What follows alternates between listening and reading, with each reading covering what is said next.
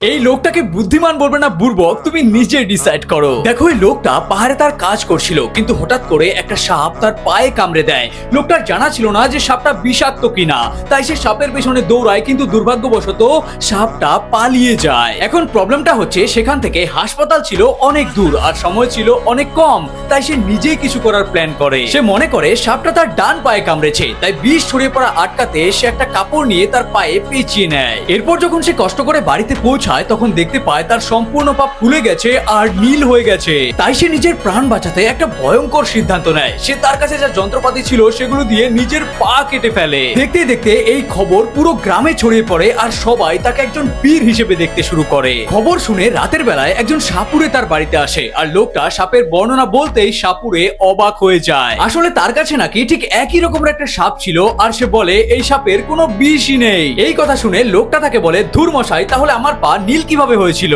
তখন সাপুড়ে তার পা ভালো করে দেখে আর চমকে ওঠে, কারণ সাপের কামড়ের দাগ তার ডান পায়ে নয় বাঁ পায়ে ছিল, আর ভুল করে সে তার ডান পা কেটে ফেলে। সবই তো বুঝলে, এখন তার পা নীল কেন হয়েছিল তা তুমি আমাকে কমেন্ট করে জানাও।